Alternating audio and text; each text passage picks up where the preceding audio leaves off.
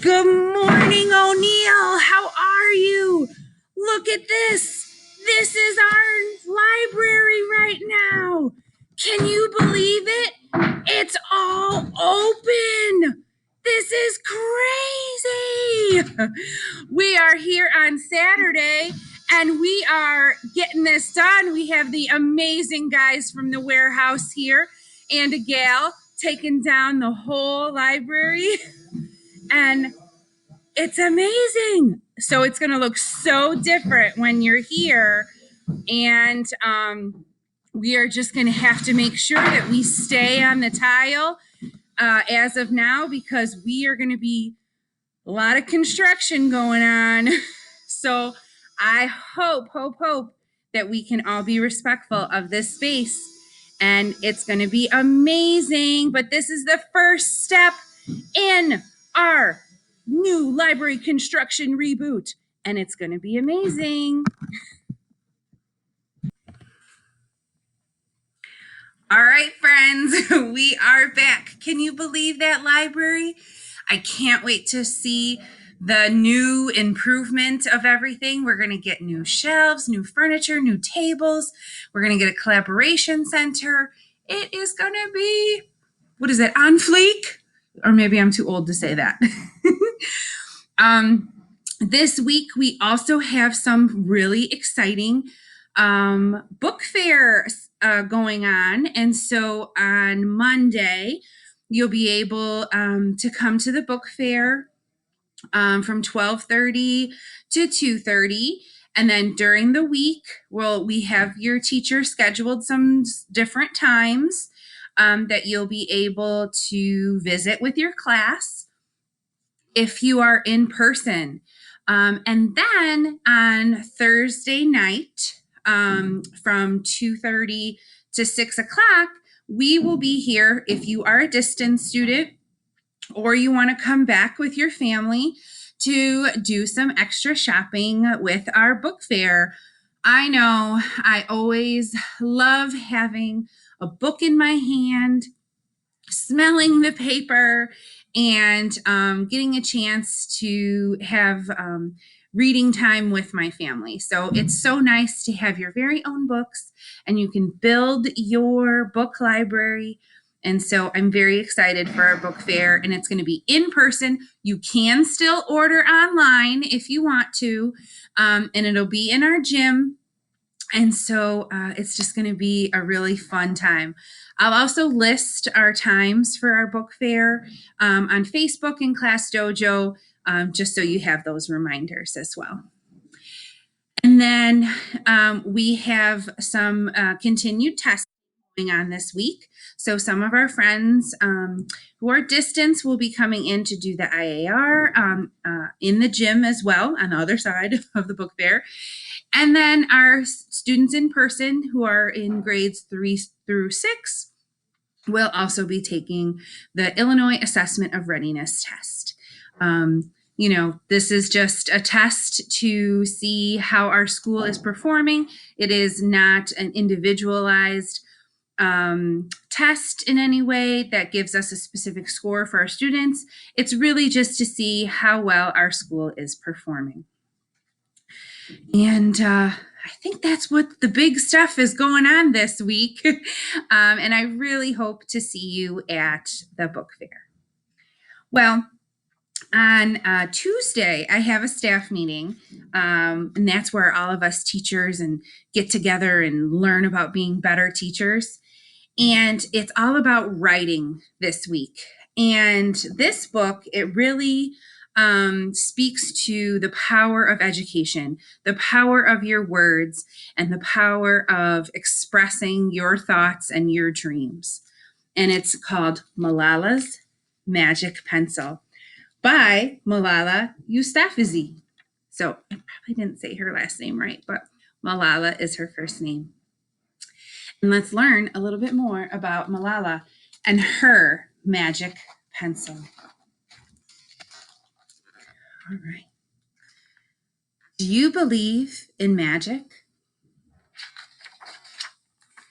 When I was younger, I used to watch a TV show about a boy who had a magic pencil. If he was hungry, he drew a bowl of curry, and it appeared. If he and his friends were in danger, he drew a police officer. The boy was a little hero, always protecting people who needed help. How I wanted a magic pencil, too. That tiny bit reminds me of the book Harold's Magic Crayon. Do you remember that when you were younger?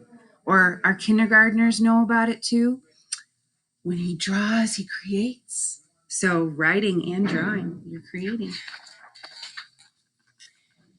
If I had a magic pencil, I would use it to put a lock on my door so my brothers couldn't bother me.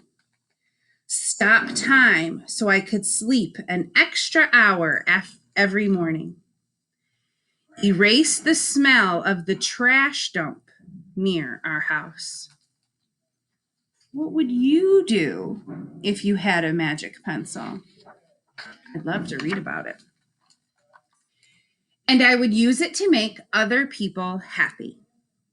I would draw the most beautiful dresses in the world for my mother, the best buildings in the valley for my father, so he could open many schools where children would study for free.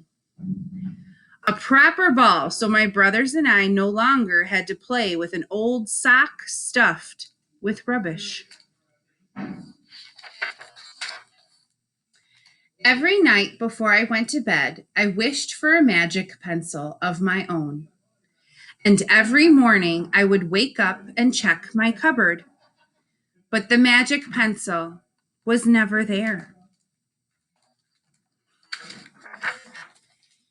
One day I was throwing away potato peels and eggshells at the dump.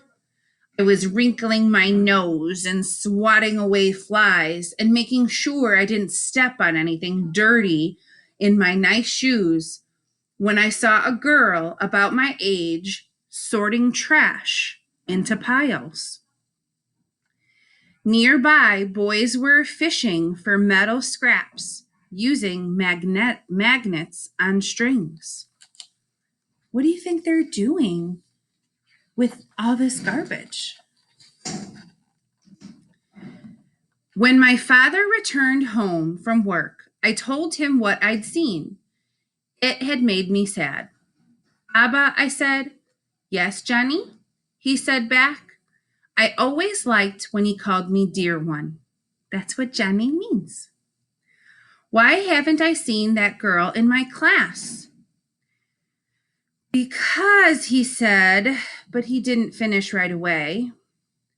Because, Johnny, in our country, not everyone sends their daughters to school, and some children must work to support their family.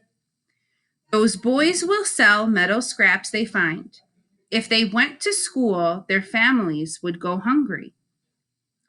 School was my favorite place, but I had never considered myself lucky to be able to go. That's why I want you here at school every single day, logging in or here in person. You are so lucky to be able to have free education.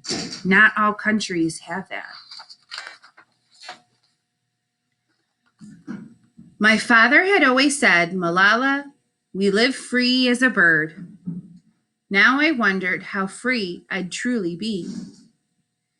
That night, I thought about families who didn't have enough food and the girl who couldn't go to school, and even about how, when I was older, I would be expected to cook and clean for my brothers, because where I come from, many girls weren't allowed to become what they dreamed of.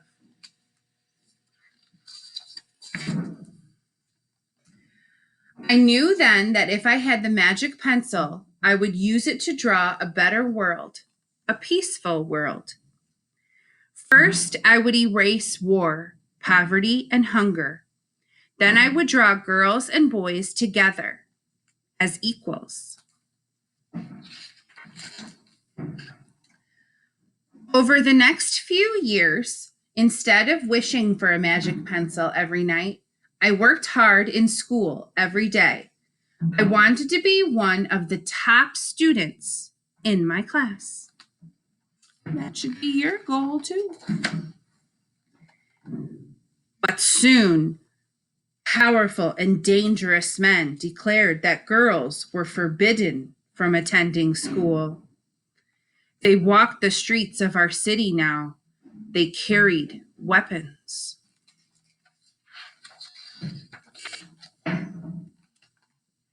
One by one, girls stopped coming to school. Abba, where are all the students?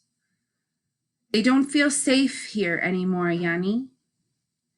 How could a few men stop all the girls in our valley from going to school? If more people knew what was happening to us, I thought they might help. Some people believe that educating women give them more power. And yes, education is power, and some people fear that power. Wishing wasn't enough. Someone needed to speak out. Why not me? I wrote about what I felt like to be scared to walk to school and how some of my friends had moved away because of the threat they faced in our city. I wrote about how much I loved school and how proud I was of my uniform.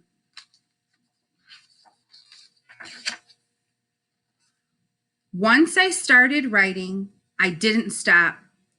I wrote speeches and I traveled around my country sharing my story. I even talked to a reporter from a famous international newspaper. People actually wanted to learn about my life. I spoke for all the girls in my valley who couldn't speak for themselves. My voice became so powerful that the dangerous men tried to silence me, but they failed.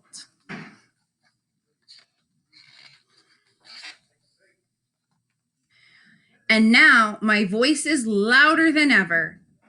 Louder because people have joined me, and together we make a chorus, standing up for what we believe. We raise our voices for those in need, help people in danger, even if they are an ocean away. Think of the world as a family.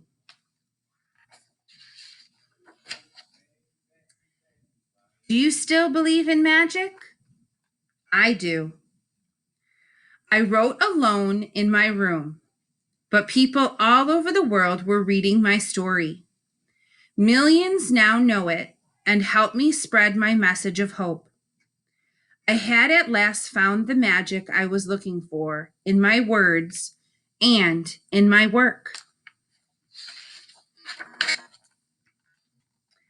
I am Malala. I've always wished I could make the world a more peaceful place, and every day I work to make my wish come true. One child, one teacher, one book, and one pen can change the world. And this is a little bit more about Malala. But this is where writing can take you.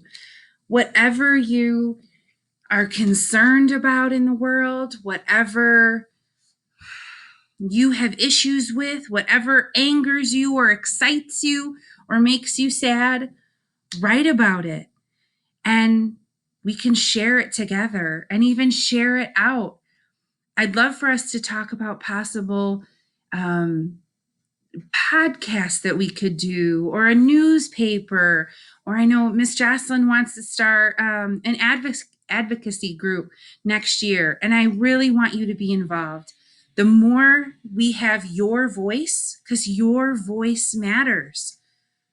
And it's really important for us to be able for you to share that. And that is what you can do in your writing. So I'm just so excited for all the things going on here at O'Neill. I'm excited for you and your continued learning. I love you every day, and I hope you have a marvelous Monday.